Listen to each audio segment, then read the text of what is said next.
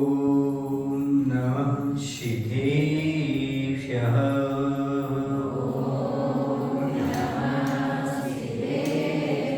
ॐ नमः सिद्धेभ्यः।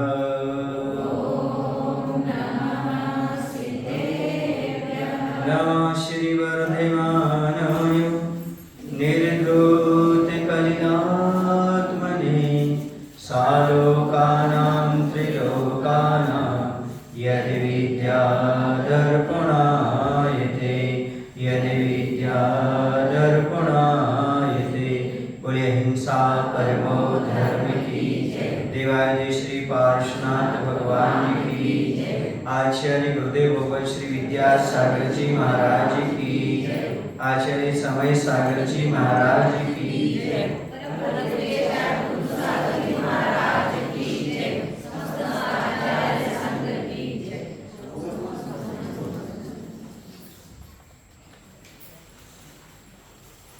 आज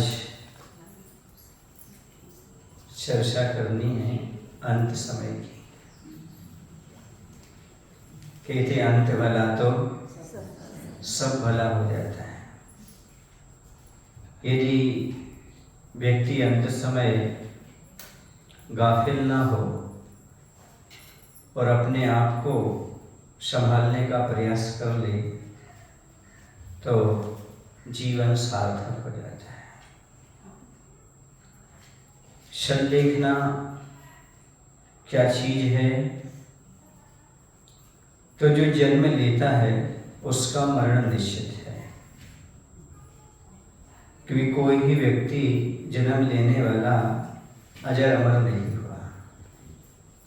उसका शरीर छूटता ही छूटता है, लेकिन जो बुद्धिपूर्वक धर्म ना छोड़ते हुए शरीर को छोड़ता है वह संलेखना करता है।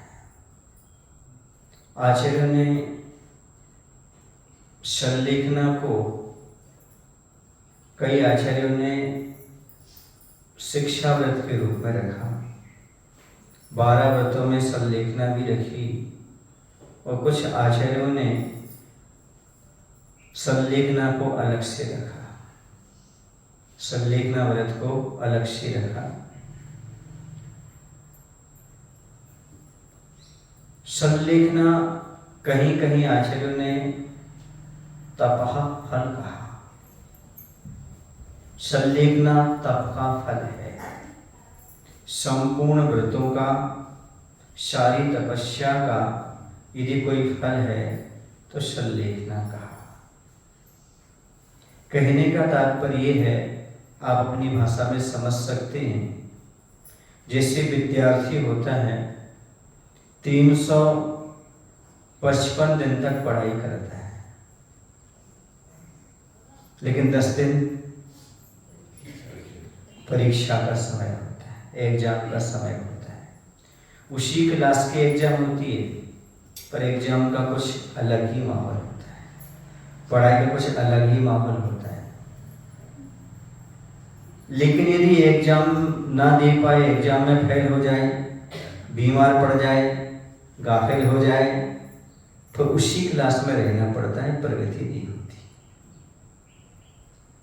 इसलिए परीक्षा और पढ़ाई 355 दिन जो पढ़ाई होती है वह व्रतों का पालन करना है। सावक 12 व्रत का जीवन भर पालन करे।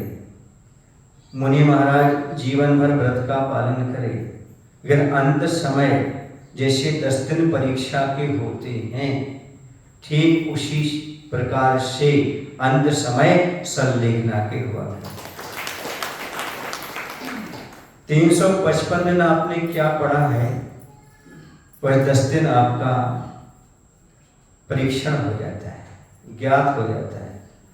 उसी प्रकार से आपने जीवन भर व्रतों का जो पालन किया उसका आपको पूरा उपसंहार संलेखना के समय ज्ञात हो जाता है। आपकी संलेखना किस रूप में हुई, आपने संलेखना का किस प्रकार से महत्व समझा। तो अंत समय जो पूर्ण रूप से सजग रह करके और सब प्रकार की चीजों का त्याग करके कषाय और काय का जो आत्मरमण करता है वह संलेखना को प्राप्त करता है। अब प्रश्न उठता है, संलेखना है क्या? सत धन लेखना बराबर संलेखना। सत धन लेखना बराबर संलेखना। वहां पर ताकल्ला हो जाता है, आगे ला जाने से तो संलेखना हो गया उसका नाम। और नाम क्या है? सत लेखना, यानी अच्छे प्रकार से काय और कषाय का लेखन करना। लेखन का अर्थ क्या होता है? कृश करना, छीण करना, घटाते जाना।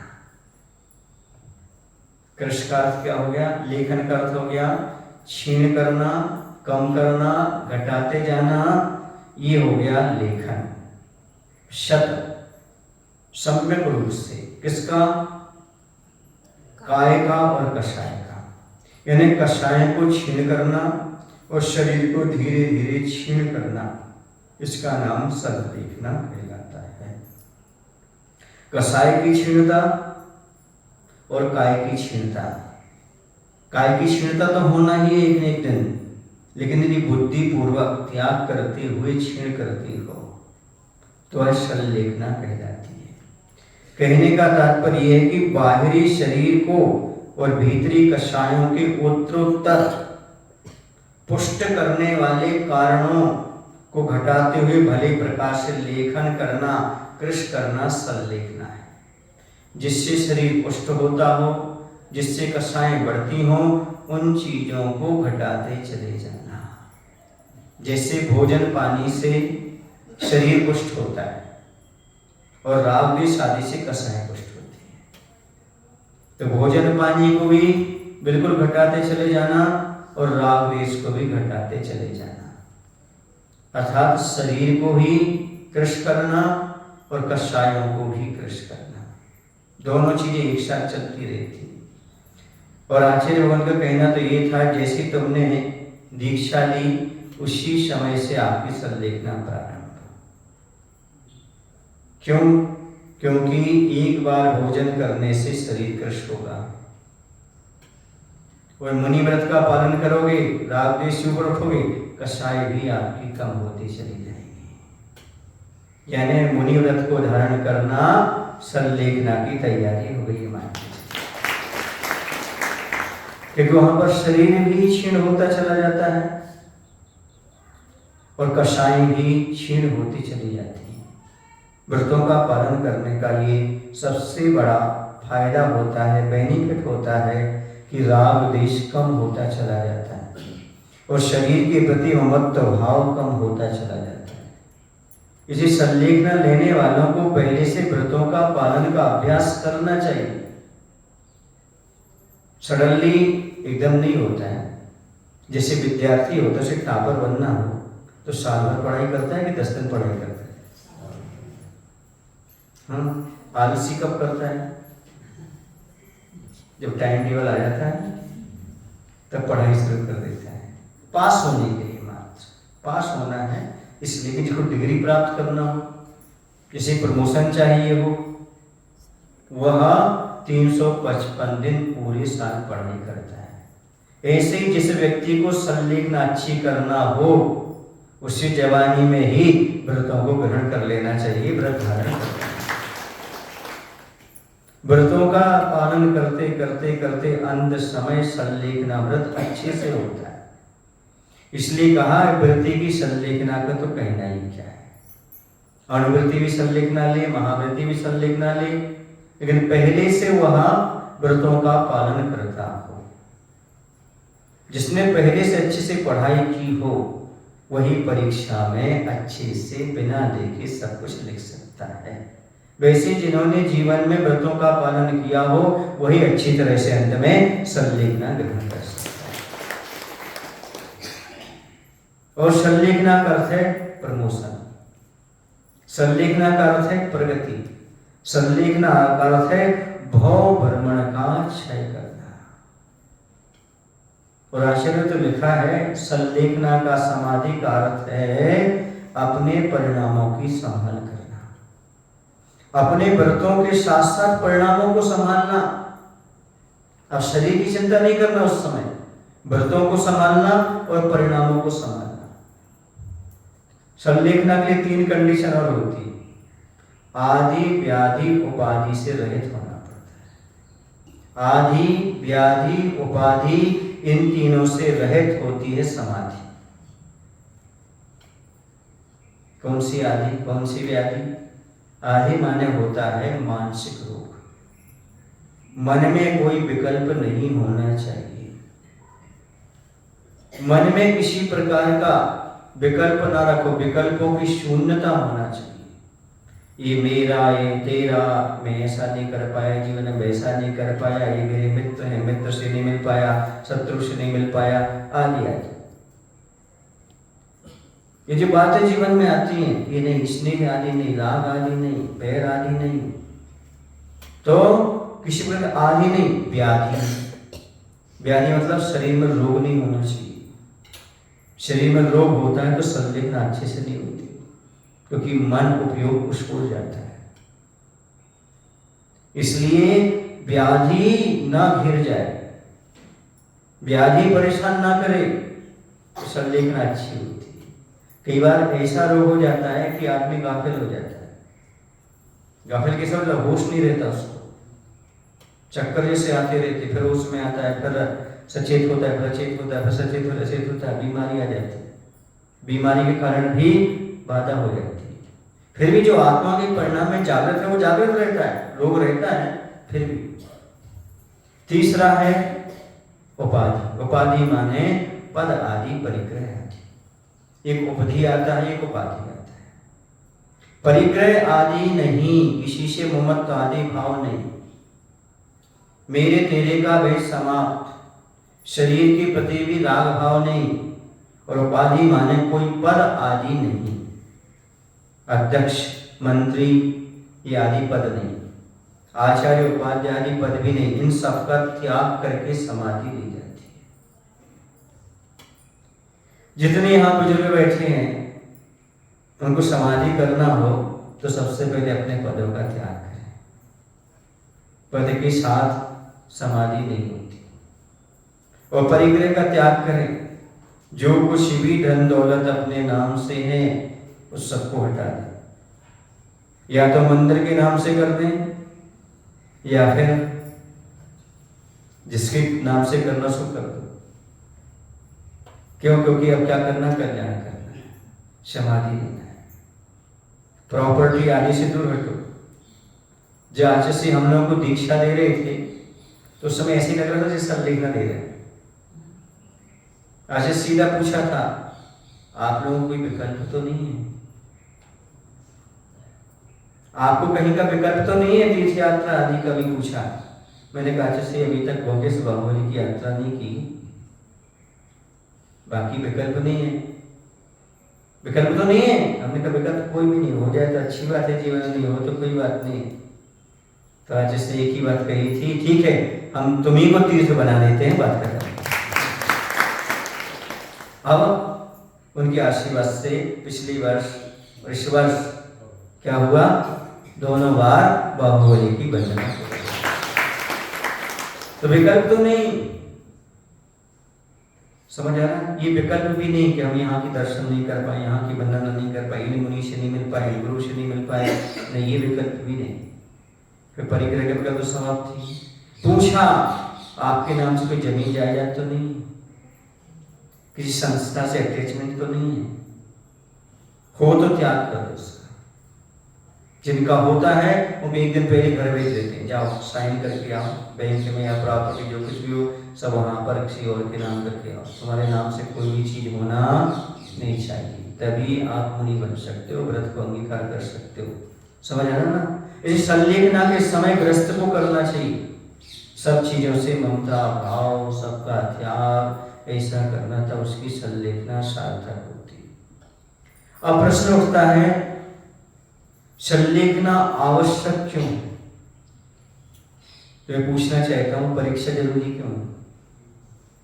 परीक्षा देना जरूरी क्यों है? प्रमोशन के लिए, दूसरी क्लास में पहुंचने के लिए, आगे बढ़ने के लिए, तो वहीं के वहीं रहने के लिए? आगे बढ़ने के लिए है ना परीक्षा। उसी प्रकार से यदि आप अपने जीवन में प्रगति करना चाहते हो, मोक्ष के नजदीक पहुंचना चाहते हो, कर्म जिला और संवर करना चाहते हो अच्छे से, तो संलेखना लेना बहुत जरूरी। समझ आ रहा? संलेखना लेना बहुत जरूरी है। क्यों? क्योंकि आपको प्रगति करना, आगे बढ़ना। कहते हैं अधिक से अधिक 7-8 भाव लगते हैं, सुने ना, और कम से कम 2-3 भाव मुक्ति हो जाती है। जो विधिवत अच्छी तरीके से संलेखना कर लेते हैं उनको अधिक से अधिक 8-10 भाव लगते हैं, मोक्ष ले जाते हैं मुनि बन करके। और अच्छे से संलेखना हो जाती है, 2-3 भाव में ही मुक्ति का लाभ प्राप्त हो जाता है। यह है संलेखना की आवश्यकता। इसलिए संलेखना धारण करना जरूरी है। अच्छा ये बताओ, कौन व्यक्ति जो ये नहीं चाहता कि हमारी सारी चीजें सुरक्षित रहें? बोलो, क्या कोई नेता नहीं चाहता हमारी 5 साल तक सीट सुरक्षित रहे? बोलो, क्या लोग नहीं चाहते हमारी दुकान हमेशा सुरक्षित रहे, प्रॉपर्टी बनी रहे? ऐसे ही कौन सा व्यक्ति होगा जो नहीं चाहेगा जीवन भर हमारे व्रत सुरक्षित रहे? और जो जीवन भर व्रतों को सुरक्षित रखना चाहता है, नियम से वो संलेखना का पालन करेगा, संलेखना धारण करेगा। अंत समय हमारा ये होना चाहिए। एक प्रश्न आपसे पूछना हूं, यदि किसी के घर में आग लग जाए, उसके घर में तिजोरी हो, प्रॉपर्टी अच्छी हो, अंदर सोना चांदी हो, और 2 बच्चे भी हो अंदर, वो घर बचाएगा, प्रॉपर्टी बचाएगा कि बच्ची बचाएगा? किसको बचाएगा? पक्का? क्यों? बच्ची बच गई तो सब बच गया, पैसा तो फिर कमा लिया जाएगा। समझ रहे ना? इसी प्रकार से अब शरीर तो छूटना ही है, किसे बचाया जाए? शरीर को कि रत्नत्रय को? बस जैसे घर में आग लगने के बाद व्यक्ति जरूरी चीज निकाल लेता है और बच्चों को निकाल लेता है, आग लग जाए तो लग जाने दो, वैसे ही अपने व्रतों की सुरक्षा करते हुए, धर्म की रक्षा करते हुए शरीर को छोड़ देता है। इसी का नाम संलेखन। शरीर छोड़ सकता हूं लेकिन व्रतों को नहीं छोड़ सकता। इसी का नाम क्या है? संलेखन है। जब उसकी काया क्षीण होने लगती है, आंखों से दिखाई नहीं देता, रोग आदि आ जाता है, तो वह सोचता है कि ये शरीर तो छूटना ही है, हम धर्म को नहीं छोड़ेंगे। जब तक हमारे शरीर में क्षमता है तब तक इसको भोजन पानी देंगे, जैसे क्षमता समाप्त हो जाएगी वैसे ही हम इस शरीर को छोड़ेंगे, पर व्रतों को नहीं छोड़ेंगे। व्रतों का पालन अच्छी तरह से करते रहेंगे, ऐसा उसके अंदर भाव रहता है, तब वह शरीर को छोड़ करके रत्नात्रय धन को बचा लेता है। 2 शब्द सुने आपने, बोधि और समाधि। बोधि समाधि परिणाम शुद्धि, स्वात्मोपलब्धि शिव शौक सिद्धि। बोलते ना आप लोग? बोधि क्या है और समाधि क्या है और बोध क्या है? बोध क्या है, बोधि क्या है और समाधि क्या है? ये तीनों शब्द अलग अलग। बोध, बोधि, समाधि। बोध का अर्थ होता है सम्यक ज्ञान। बोध माने सम्यक ज्ञान, समीचीन ज्ञान का नाम बोध है। और बोधि, बोधि माने सम्यक दर्शन, सम्यक ज्ञान, सम्यक चारित्र। रत्नत्रय का नाम है बोधि। अब बोध हो गया, बोधि हो गया, समाधि किसका नाम है? रत्नत्रय की पूर्णता का नाम समाधि है। अर्थात जो रत्नत्रय हमने लिया है वो जीवन भर तक पल जाए, अंत समय इसका नाम समाधि। बोध, बोधि, समाधि, बोधि समाधि परिणामी सिद्धि, स्वात्मोपलब्धि शिव शौक सिद्धि, चिंता मनि में चिंतित वस्तु दाने तौम बंदमान शिवमस्ति। हे जिनवाणी माता, इतना ही चाहिए। बोधि की प्राप्ति, रत्नत्रय की प्राप्ति हो, समाधि पूर्वक मरण हो, परिणामों की शुद्धि हो, स्वात्मोपलब्धि हो और शिव शुद्धि माने मोक्ष का सुख प्राप्त हो। ये जिनवाणी पढ़ने का सार मैं आपसे चाहता हूं। अब प्रश्न ये उठता है, संलेखना कब लेना चाहिए या किन किन कारणों के उपस्थित होने पर संलेखना लेना चाहिए? तो शाब्दाचार्य ग्रंथ में आचार्य समंतवत महाराज कहते हैं 122 नंबर के श्लोक में, शायद क्या कहते हैं, उपसर्गे दुर्भिक्षे जरसिरजायां च निप्रतीकारे धर्माय तनो विमोचन माहु संलेखना आर्या। उन्होंने बताया क्या क्या कारण उपस्थित हो जाए तो संलेखना लेना चाहिए। सबसे पहला बताया उपसर्गी, उपसर्ग आ जाने पर, उपसर्ग माने उपद्रव। फिर कहा दुर्भिक्षे, दुर्भिक्ष अकाल आदि पड़ जाए, अनाज आदि शावक को ही ना प्राप्त हो तो साधु कैसे देना। दुर्भिक्ष आने पर, जरसी बुढ़ापा आ जाने पर, रुजायाम रोग आ जाने पर जिसका कोई प्रतिकार नहीं किया जा सके, ऐसा धर्माय धर्म की रक्षा के लिए, तनु विमोचनम शरीर को छोड़ देना, संलेखनाम आर्या, ऐसे गंधर्व परमेष्टि से संलेखना कहते हैं। क्या क्या अर्थ हुआ? उपसर्ग आने पर, दुर्भिक्ष आने पर, बुढ़ापा आने पर, असाध्य रोग आने पर जिसका निवारण ना किया जा सके, प्रतिकार ना किया सकते, ऐसे रोग आ गए, उपसर्ग आ गया, दुर्भिक्ष आ गया, बुढ़ापा आ गया, तो धर्म की रक्षा के लिए शरीर का त्याग करना सो संलेखना कहलाता है। धर्माय धर्म के लिए, तनु विमोचनम शरीर का विमोचन कर देना, शरीर का तनु माने शरीर का विमोचन छोड़ देना, उसका नाम संलेखना है। एक और एग्जाम्पल दूंगा इसमें, धर्म की रक्षा के लिए शरीर को छोड़ देना सो क्या है? संलेखना। अब कोई ट्रक ड्राइवर है, कोई ट्रक ड्राइवर इसलिए अपनी गाड़ी नहीं चलाता कि कहीं दुर्घटना हो जाए, एक्सीडेंट हो जाए। कभी कभी ऐसा होता सडनली सामने वाला नहीं समझता, वो सामने वाला सीधा आता है, स्पीड में ये भी रहते वो भी रहते, गाड़ी बचा नहीं सकते, उसे पूर्ण यकीन हो जाता है अब एक्सीडेंट से हम बच नहीं सकते। वो क्या करता है? ट्रक छोड़ता है, कूद जाता है, ट्रक को ही छोड़ देता है और स्वयं ट्रक में से कूद जाता है। ट्रक जाकर के एक्सीडेंट ग्रस्त हो जाता है, समाप्त हो जाता है, आग भी लग सकती है, लेकिन यह बाहर कूद जाता है, सुरक्षित बच जाता है। इसी प्रकार से जब शरीर में उपसर्ग आ जाए, रोग आ जाए, उसको वहीं छोड़ दो, रत्नत्रय लेकर के बाहर कूद जाओ, आत्मा में लीन हो जाओ, इसका नाम शरीर। ट्रक को बचाया नहीं जा सकता, ट्रक भी जाएगा साथ में तुम भी जाओ, इसलिए अपने आप को बचा लो, ट्रक को चले जाने दो। इसी प्रकार शरीर तो छूटेगी, व्रतों को मत छोड़ो। व्रतों को सुरक्षित रखते हुए शरीर से बाहर निकल आना, बाहर निकल आना मतलब उससे ममत्व हटा देना, शरीर का त्याग कर देना। ट्रक से तो कूद जाओ, शरीर से बड़ी कूद हुई, उससे ममता हटाना, इसका नाम क्या है? संलेखना होता है। शरीर को छोड़ दो, आत्म परिणामों में लीन हो जाओ, उसका नाम क्या है? संलेखना कहलाती है। समझ आ रहा ना?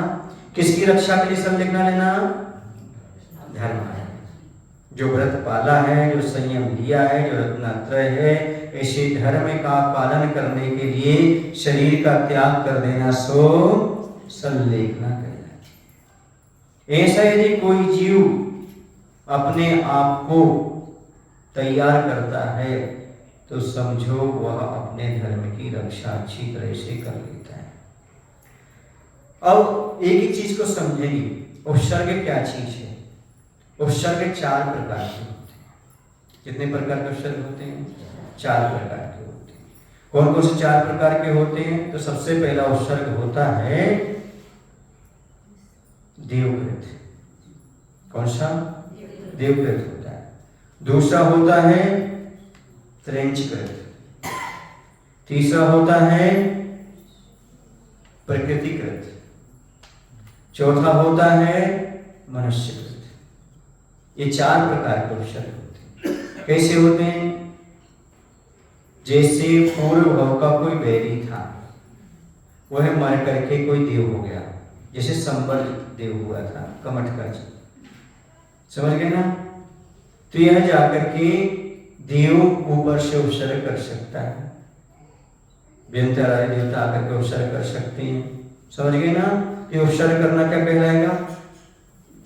उपद्रव कर रहा, उपद्रव कर रहा, ऐसे उपसर्ग आया, उपसर्ग कर नहीं सकता तो क्या करो? उस समय देव परेशान कर रहा है, देव उपसर्ग कर रहा है, तो उस समय सब कुछ त्याग करके अपने रत्नत्र को जाना। उपसर्ग को सहन करना, जीवित रहने की कोई संभावना नहीं है। इसके उपसर्ग जो कर रहा है सामने वाला, इसे जीवित रहने की संभावना नहीं है, तो क्या करना? चारों प्रकार के आहार का त्याग कर देना, समझ गए? दूसरा आता है त्र्यंचकृत उपसर्ग। त्रिंच जैसे कि मुनि महाराज सुकोशल थे, सुकुमार थे। इन मुनिराज ने क्या किया था? इनके लिए सियालनी और शेरनी है ना, इन्होंने भक्षण किया था। ये त्रिंच ने उपसर्ग किया। एक की पूर्व सुकोशल की पूर्व हो की माँ थी और सुकुमार की भाभी थी, पूर्व हो की। क्या बन गई वो माँ शेरनी बन गई और ये भाभी सियालनी बन गई। तो सुकोशल मुनिराज के लिए शेरनी ने भक्षण किया और सुकुमार मुनिराज के लिए उन सियालनी ने भक्षण किया, समझ गए? ऐसे उपसर्ग को सहन किया। ये गलत त्र्यंचकृत उपसर्ग। कौन सा उपसर्ग? त्र्यंचकृत उपसर्ग कहलाता है। तीसरा आता है प्रकृतिकृत। जैसे तेज हवा चलना, आंधी तूफान आना, किसी वृक्ष के नीचे बैठे हैं तो वृक्ष के डाल गिर जाना, वृक्ष टूट के गिर जाना, गुफा गिर जाना, मकान गिर जाना, समझ रहे ना? ऐसी ऐसी घटनाएं घट जाना, ये कहलाती प्रकृतिकृत। आग लग जाना, उस समय क्या करेंगे? ये प्रकृतिकृत कहलाता है। फिर आता है मनुष्यकृत। जैसे गजकुमार मुनिराज के ऊपर होने वाले ससुर बाबा ने जलती हुई आग की सिगड़ी रखी थी। तो मनुष्यों के द्वारा भी कई प्रकार के उपसर्ग होते हैं। उन सब को सहन करना और सहन करते हुए क्या करना? शरीर का त्याग करना। समझ आ रहा ना? जैसे आपको मालूम है ना, अकंपनाचार्य आदि मुनिराजों पर उन 4 मंत्रियों ने, बलि आदि मंत्रियों ने उपसर्ग किया था, शास्त्र मुनिराज, समझ गए ना? हाँ, तो वहां पर क्या होता है? उन्होंने संलेखना ले ली थी, संक्षिप्त संलेखना भी होती है। जैसे सुकोशल और सुकुमार में तो यम संलेखना ले ली थी, पूरे जीवन भर के लिए सबका त्याग। लेकिन इन्होंने संक्षिप्त संलेखना ली थी, नियम संलेखना। नियम संलेखना तो ये कहलाता है कुछ समय के लिए त्याग करना, पर उसे संक्षिप्त भी कह सकते हैं। ऐसे ली थी उन्होंने, जब तक हमारा उपसर्ग दूर नहीं होगा तब तक के लिए सबका त्याग। अकंपनाचार्य शास्त्र मुनिराज ने, तो ये भी संक्षिप्त संलेखना कहलाती है। मैं आहार पानी जब तक ग्रहण नहीं करूँ जब तक उपसर्ग दूर नहीं होगा, समझ आ रहा है ना? और इसके पीछे मरण हो गया तो संलेखना मरण। तो ऐसी भी सडनली संलेखना ले ली जाती है, समझ आ रहा है आपको? फिर दुर्भिक्ष।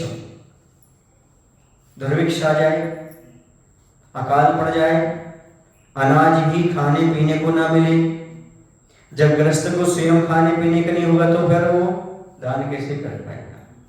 जैसे आपने सुना होगा कि एक समय ऐसा आया था जब 12 वर्ष का अकाल पड़ा था, इसी पंचम काल में, भद्र बाबू महाराज के समय, जब भद्र बाबू महाराज उत्तर से दक्षिण की ओर आ गए थे ना? कुछ लोग वहीं रह गए थे, स्वर्ण वस्त्र स्वीकार कर लिए, दूसरा मत पैदा हो गया, सितंबर में पैदा हो गया। किस क्यों कारण हो गया? इसी कारण उन्होंने संलिग्न धारण नहीं की। कुछ मुनिराज वहीं रह गए, तुमने संलिग्न ले ली। कुछ इस तरफ आ गए तो उनका कल्याण हो गया, इनका कल्याण हो गया। लेकिन जिन्होंने कपड़े स्वीकार कर लिए, अब वो दूसरे मार्ग पर चले गए। वहां से तो उत्पत्ति हुई। कहां से उत्पत्ति हुई? श्वेता महानद की, यहीं से उत्पत्ति। क्योंकि उस समय 12 साल का काल पड़ा। अकाल पड़ते समय कुछ मुनिराज ने वहां संलिग्न धारण कर ली। क्यों? क्योंकि कहा है अकाल पड़ जाए तो छोटे संलिग्न ले लो। जिनकी क्षमता थी वो इस तरफ आ गए, दक्षिण की ओर आ गए। और यहाँ आकर के उन्होंने क्या किया? अपने यहाँ पर संलिग्न ली। कहाँ? चंद्रगिरी वगैरह बताते हैं, है ना, इस प्रकार से। तो ऐसा यहाँ पर क्या हुआ? दुर्भिक्ष की बात है। अब आता जरसी। जरसी माने होता है बुढ़ापा। जब शरीर शिथिल हो जाए, आंखों से दिखाई ना दे, चलते बने ना, खड़े हो ना सके, ऐसी मरणों उपस्थित होने पर संलिग्न ग्रहण कर लेना। समझ गई ना? उसका कोई प्रतिकार नहीं है, इसे रोका नहीं जा सकता, क्योंकि बुढ़ापा तो आएगा ही आएगा। अगला है असाध्य रोग हो जाना। असाध्य रोग का अर्थ होता है जिसका कोई प्रतिकार नहीं, जिसका कोई इलाज नहीं। ऐसा असाध्य रोग हो जाए उस समय, है ना। यदि रोग ठीक हो रहा है तो ठीक कर लो चिकित्सा से, यदि नहीं होता है तो असंलिग्न को धारण करो, ऐसा कहा। कितनी बातें बताई आपको? उपसर्ग आने पर, दुर्भिक्ष आने पर और बुढ़ापा आने पर और असाध्य रोग होने पर। ऐसे ही 4 चीजें उपस्थित हो जाती हैं, उस कंडीशन में संलिग्न ली जाती है। क्या ली जाती? संलिग्न ली जाती। ऐसा नहीं कि हट्टे कट्टे और संलिग्न ले लो। एक ही वक्त था, सापकाचार की क्लास चल रही थी, संलिग्न का प्रकरण चल रहा था, और वो खड़ा हो गया, आचार्य से बोलता, आचार्य जी हमारी संलिग्न करा दो। तो पता नहीं आप मिले नहीं मिले। तो आचार्य ने कहा, भाई अभी तो आपका शरीर अच्छा है, अभी तो आप व्रतों को पालन करके अच्छा जीवन कर्म की निजरा करो, और यदि तुमने आज समय में अभी कोई दिक्कत नहीं हो, तुमने संलिग्न ले ली, तो असंयम का समर्थन कर जाओ। किसका समर्थन हो जाएगा? सुना लोग आप लोगों ने वो संस्मरण, असंयम का समर्थन कर जाओगे आप। क्यों कर जाओगे संयम का समर्थन? क्योंकि अभी तुम्हारी बहुत आयु थी, आपने अभी संलिग्न लेकर के मरण कर दिया। मरण करके कौन सी आयु में जाओगे? देव आयु में। देव में संयम है क्या? संयम है, असंयम है, तो आपने संयम का समर्थन कर दिया। अभी आप 10-25 साल मनुष्य पर्याय में संयम का पालन कर सकते थे, वो आपने नहीं किया, आपने देव का संयम का समर्थन किया। इसलिए समय जब आए तभी संलिग्न ग्रहण करना चाहिए, लेकिन संलिग्न की तैयारी हमेशा रखना चाहिए। समझ आना ना? जब आपका टाइम टेबल आए तभी परीक्षा की तैयारी करोगे क्या? जब से आप पढ़ना शुरू करते हो तब से ही परीक्षा की तैयारी शुरू कर देना चाहिए, टाइम टेबल आने पर नहीं। कुछ विद्यार्थी टाइम टेबल का इंतजार करते, कब टाइम टेबल आएगा और हम पढ़ाई करना शुरू करें, उसके पहले पढ़ाई नहीं करते, वो असफल हो जाते, उनको अच्छे नंबर नहीं मिल पाते। अच्छे अंक चाहते हो, अच्छी पढ़ाई करना चाहते हो और अच्छी रैंक से पास होना चाहते हो, तो अभी से परीक्षा की तैयारी कर दो। भले आप शरीर की संलिग्न बाद में करना, पर कसायों की संलिग्न अभी से शुरू कर देना। राग, देश, मोह, क्रोध, मान, माया, लोभ, इनसे बचने का प्रयास करो, क्योंकि ये बहुत खतरनाक है। शरीर तो छूटेगा, पर ये छूट जाए कोई जरूरी नहीं। सुने ना, कई बार ऐसा होता है, क्या होता है, शरीर तो बूढ़ा हो जाता है पर तृष्णा पूरी नहीं होती। तृष्णा समझते हो? चाह और अभी ये कुछ संबोधन करने का समय आया, हम संबोधन कर रहे थे, उससे कहा नमोकरण पढ़ो, पानी दो। क्या दो? पानी। उसको पानी पिला दिया, नमोकरण बोलो, अब इन्हीं बोल रहे, पहले हमने ऐसा बोला हम ठीक हो जाएंगे तो बोल रहे, अंत समय डॉक्टर मना कर रहा है, पहले ये साहसी बातें महाराज जब ठीक हो जाएंगे तब हम लोग कर्म बोलेंगे। समझ में आ रहा है? अभ्यास ही नहीं जीवन, इसलिए तो कहते अभी से अभ्यास शुरू कर तो अंत में सुधार लेंगे। ऐसा नहीं होता अंत में सुधार लेंगे यार, उस समय खाने पीने की इच्छा होती है, छोड़ने की इच्छा नहीं होती। जो अभी से अभ्यास करता है खाने पीने का छोड़ने का, वही अंत समय छोड़ पाता है, वरना बाहर से कह देता अंदर तो उसकी भावना बनी रहती है। समझ आ रहा है आपको? इसलिए संलेखना की तैयारी कब से शुरू? पहले से। उपवास करोगे, एकासन करोगे तो अंत समय सडनली कुछ हो जाएगा, अभ्यास रहेगा तो उपवास में तकलीफ नहीं जाएगी, परिणाम अच्छे रहेंगे, संलेखना अच्छी हो जाएगी। इसलिए इस प्रकार की तैयारी अच्छी तरह से कर लेना चाहिए कि सडनली कभी भी कोई भी हमारे साथ घटना घट सकती है, कोई भी रोग व्याधि आदि आ सकती है। इसलिए हमें अपनी तैयारी रखना चाहिए, कषायों से ऊपर उठ करके और भोजन पानी से परिवार से ऊपर उठने का अभी से अभ्यास करते रहना चाहिए। आजकल 60 के ऊपर तो बहुत कम लोग जा रहे हैं, जो पुराने हैं सो हैं, सुन रहे हो ना? बाकी आजकल तो 50 पार किए कब अटैक आ जाता मालूम नहीं पड़ता, कपड़ा सरते चले जाते। गलत कह रहे सही कह रहे, बोलो ना, कोई भरोसा नहीं कब आयु समाप्त हो जाए, सुबह कहाँ शाम को कहाँ बैठे बैठे चले जाते। साइलेंट अटैक मालूम ही नहीं पड़ता, थोड़ा सिर में दर्द होता है, सीने में दर्द होता है, अस्पताल तक नहीं पहुंच पाते, वो चले जाए।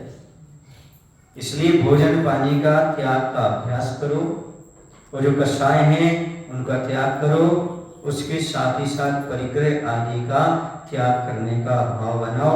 अब आगे पहले क्या छोड़ना चाहिए सलीका समय, और क्या क्या क्रम से क्या क्या चीजों का कम करते जाना चाहिए भोजन पानी में, इसकी चर्चा पर अगले दिन करेंगे।